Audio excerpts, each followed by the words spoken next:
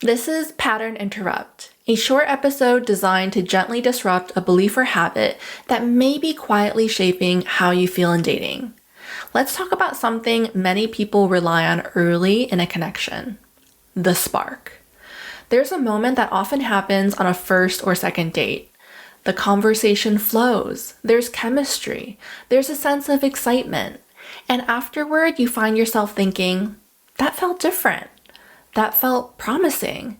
There was something there.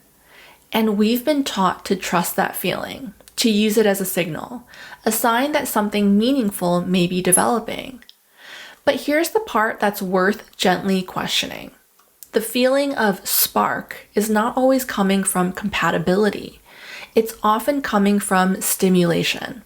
Spark can come from a few different places: physical attraction, novelty, uncertainty, emotional intensity, even subtle unpredictability.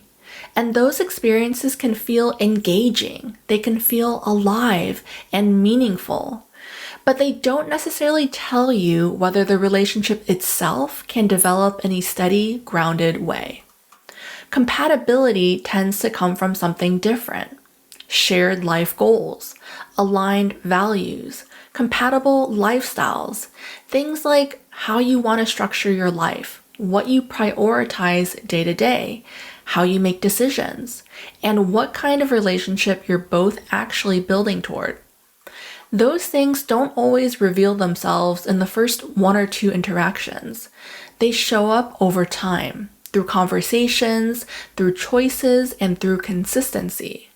So sometimes what happens is this: a connection with strong spark feels exciting immediately, but does not necessarily build because the underlying compatibility isn't there. And a connection that feels calm at first slowly deepens into something more stable because the foundation is aligned. And if you're only looking for spark, it can be easy to overlook something that is actually more compatible, because it doesn't create that immediate emotional lift. This doesn't mean spark is bad, because physical attraction matters and chemistry matters. It's simply one piece of information though. It's not the full picture. Part of dating with intention is learning how to hold that feeling without letting it make the decision for you. Because the relationships that tend to last are not only engaging in the beginning, they also become more stable, more connected, and more grounded over time. There's also a deeper emotional layer to this, especially if you found yourself drawn to connections that feel strong at the beginning, but don't always develop in the way that you hoped.